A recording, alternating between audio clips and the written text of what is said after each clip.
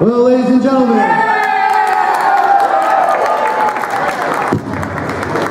please help me welcome our special guest, Ricky.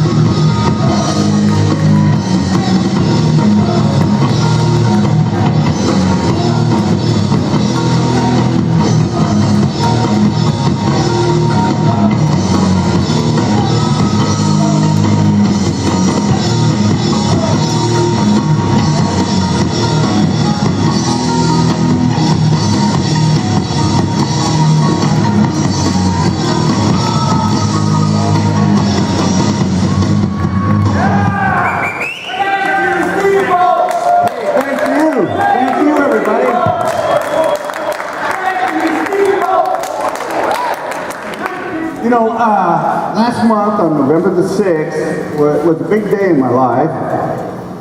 It was 40 years ago in November the 6th that I started in the wrestling business. I had a 40-year anniversary last November the 6th, 1973. And I will be very honest with you. I would say probably the first 8 years of my career, maybe going on to close to 10 years of my career, 80% of the time I was wrestling in venues like this. For about the first 8 to 10 years. And I was doing a lot of shows, wrestling in front of crowds like this. And I love coming to venues like this because it brings back a lot of good memories. This makes it really up close and personal because I can see your eyeball. You know, it's not like at the big coliseums and all that. And on the bottom of my heart, bringing back good memories, I want to thank you people for coming out tonight. Now, not to mention how this town of Chicago is a very, very special town for myself. I've wrestled around the world, been around several times. Every major city venue that you can think of in the United States, including Anchorage, Alaska. But why would this town of Chicago be a favorite of mine? Won the NWA title, 1989 Ric Flair, right? Very, very special. Very, very special. Anytime anybody mentions Chicago, boom, a light bulb goes off. I think of Ric Flair, I think of that night. And you know, it's an ultimate goal for all of us. And what I mean by that is us as wrestlers, that your goal in life is somehow, some way to become some kind of world champion.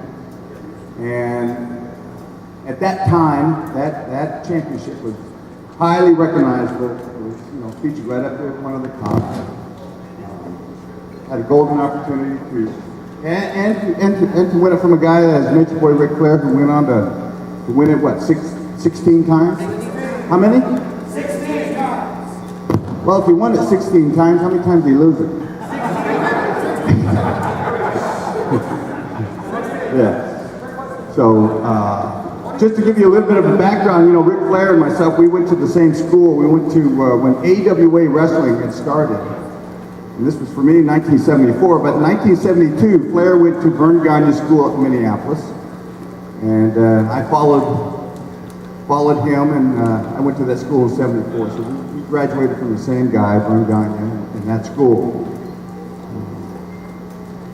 Then in 1977, when I moved to the Carolinas, it's the first time I really got to meet the man, and And it was 1977 that we started the Ric Flair, Ricky Steamboat feud, or wrestling against each other. And I know we wrestled against each other hundreds of times.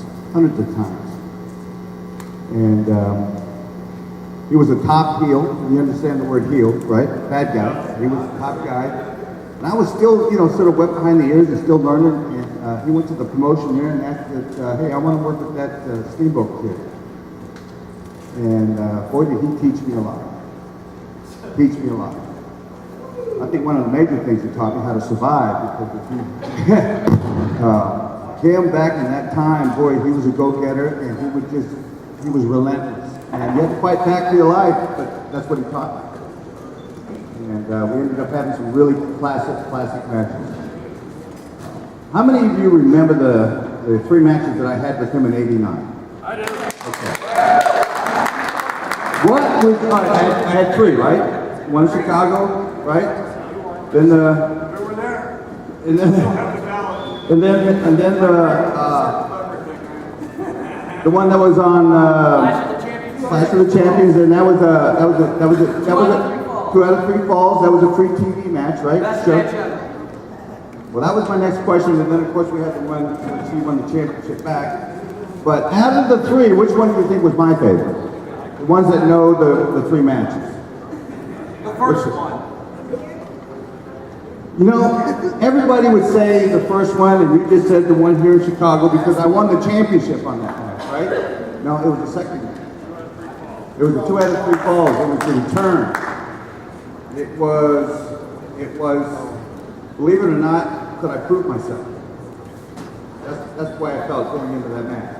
And plus the fact that we had an opportunity, because of the time, and we were out there for over 50-some minutes with 2 out of 3 falls, which was a long night in a match to go almost an hour. That was my favorite.